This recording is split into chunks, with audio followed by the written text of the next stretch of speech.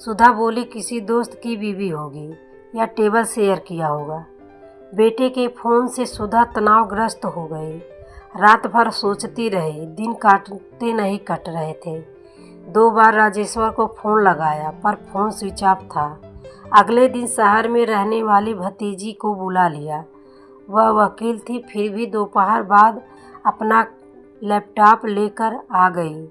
यहीं से काम करती रही, बुआ से बातचीत भी करती रही। सुधा ने अपने मन की दुविधा अंजू को कह सुनाई।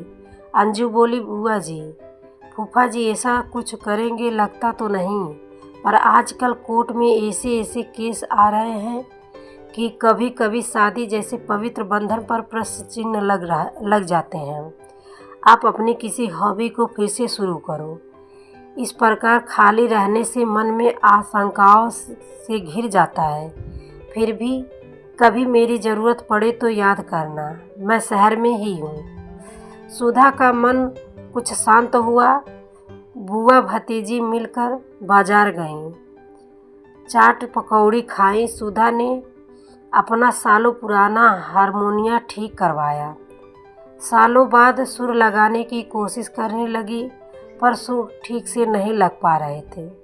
सुधा मायूस हो गई। भतीजी अंजू ने समझाया, बुआ, कोई भी हुनर हो, सालों साल छोड़ दो तो यही होता है। मन शांत करके अभ्यास करिए, सब हो जाएगा। अगले दिन सवेरे अंजू चली गई। शाम तक राजेश्वर आ पहुँचे।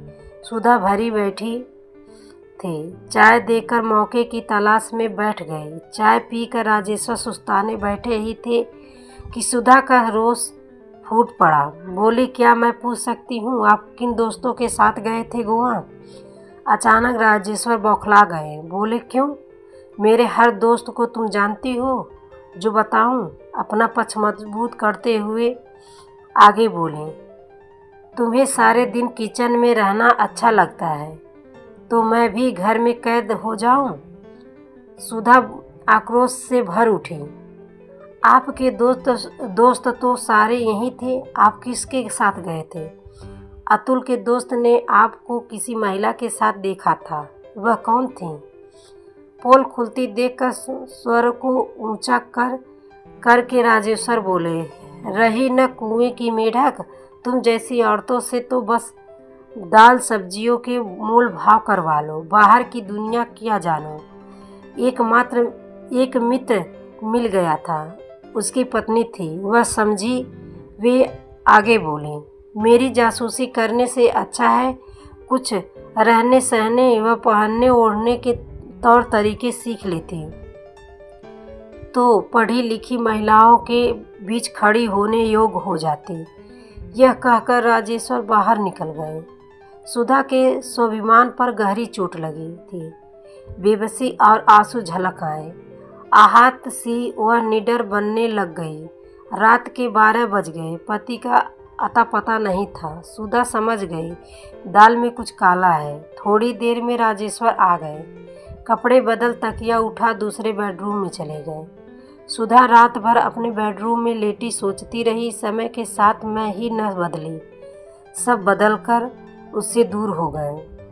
अब अपने को बदल के खुद के पति के मुकाबले बनाऊंगी। पूरी रात सुधा ने रोते हुए काटी। सवेरे उठ किचन में लग गई। राजेश्वर बड़े बेमन से नाश्ता कर ऑफिस निकल गए। सुधा ने पति की अटैची खोली, कपड़े धोने के लिए निकालने लगी। अचानक राजेश्वर के टॉवल में से एक पीला सिल्क का ब्लाउज गिरा। सुधा ने ब्लाउज को अपनी अलमारी में रख दिया। शाम को जब चाय पीकर राजेश्वर टीवी देखने लगे तो सुधा भी वहीं आ गई। वह बोली, आपको जो दोस्त की पत्नी वहाँ मिली थी, वह क्या अपना ब्लाउज भी आपकी अटैची में डाल गई थी? यह कहकर उसने ब्लाउज उनके आगे रख दिया। ब्लाउज देखकर राजेश्वर शर्मिंदा हो गए, पर ऊंची आवाज़ से सुधा को डांटने लगे। लेकिन जब बदले में सुधा ने खरी खोटी सुनाई तो स्वर बदल कर बोले, देखो सुधा, तू मेरे योग्य न कभी थी न भविष्य में होगी। तुमने सारी ज़िंदगी किचन में गुजार दी। अब मैं अपने अनुसार जीना चाहता हूँ। मैं तुम्हें घर से जाने को नहीं कहता, जैसे पहले रहती थी रहो, पर मुझे मेरे अनुसार जीने दो। यह कहकर उठकर खड़े हुए। सुधा बोली, लेकिन मैं तो अपना सारा जीवन आपके परिवार पर कुर्बान कर दिया। इस पर राजेश्वर बोले, यह करने को मैंने तुम्हें मजबूर नहीं किया था। गरिमा मेरी पुरानी मित्र है। उन्होंने शादी नहीं की थी।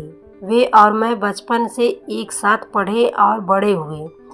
पिताजी ने मेरी मंशा जाने बिना न जाने क्यों तुमसे मेरा रिश्ता तय कर दिया। अब मैं गरिमा के साथ रहना चाहता हूँ। यह सुनते ही सुधा के दिल में सैकड़ों तीर एक साथ घुस गए। बेहोशी सी आने लगी। किसी तरह लड़खड़ाती बिस्तर पर पहुंची और कटे पेड़ सी गिर पड़ी। 2 दिन बाद रक्षाबंधन था। बड़ी हवेली में ही सब आते और यहीं राखी मनाई जाती। वो बेताबी से रक्षाबंधन का इंतज़ार करने लगी। उसे पूरा भरोसा था सब उसी का साथ देंगे। उसकी सेवा और पूरे परिवार के लिए समर्पण किसी से छिपा न था।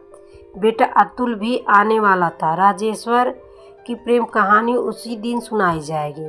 रक्षाबंधन वाले दिन सवेरे उठकर सुधा ने पकवान और खाना बनाकर रख दिए। देखते देखते सभी आ गए। राखी बांधकर बहनें नेक के लिए सुधा की ओर देखने लगीं, पर सुधा चुप बैठी रही। उसने देवरानी को भोजन परोसने को कहा तो सब हैरान रह गए। सौ मनुहार से खाना खिलाने वाली सुधा को क्या हो गया। खाने के बाद सुधा ने चुप्पी तोड़ते हुए कहा, आज सबके सामने अपनी एक समस्या बता रही हूँ। कृपया मुझे आज इसका कोई समाधान बताएं।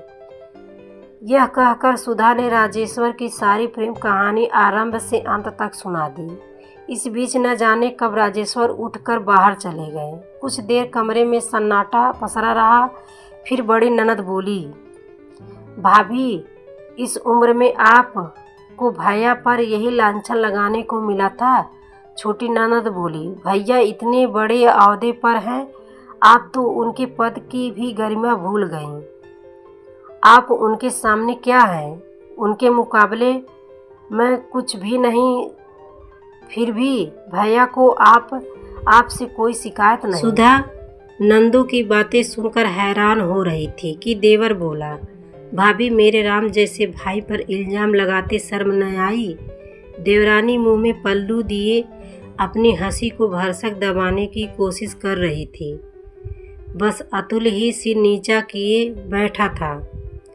सुधा के दिल में तूफान चल रहा था। क्या यही है मेरा अपना घर? क्या यही है मेरे अपने लोग? उसे याद आया वो दिन जब वह इस घर में दुल्हन बनकर आई थी। कितने सपने थे उसकी आंखों में, सबको अपना बनाने का, सबको खुश रखने का। लेकिन आज वही लोग उसे ही खरी खोटी सुना रहे हैं। मैं किसी को कोई झूठा आरोप नहीं लगा रही हूँ। इस बात का सबूत भी है मेरे पास। आखिरकार सुधा की आवाज़ निकली, धीमी लेकिन सच्चाई से भरी। कमरे में सन्नाटा छा गया। अगर मुझ पर भरोसा नहीं है तो मैं इस घर में एक पल भी नहीं रह सकती। सुधा ने एक गहरी सांस ली और अपने कमरे की ओर बढ़ गई। उसने अपना सामान उठाया और बिना पीछे देखे दरवाजे की ओर चल पड़ी। दरवाजे पर रुककर उसने आखिरी बार मुड़कर देखा। कोई उसे रोकने नहीं आया। उसकी आंखों से आंसू बह निकले। सच में किसको कहे कोई अपना। और वह चली गई अपनी सच्चाई और अपने टूटे हुए भरोसे के साथ लेकर। आपको ये कहानी कैसी लगी हमें कमेंट करके ज़रूर बताएं। इसी तरह की अच्छी कहानियाँ यहाँ सुन सकते हैं। आपको स्टोरी पसंद आई हो तो लाइक करके चैनल को सब्सक्राइब जरूर करें। धन्यवाद।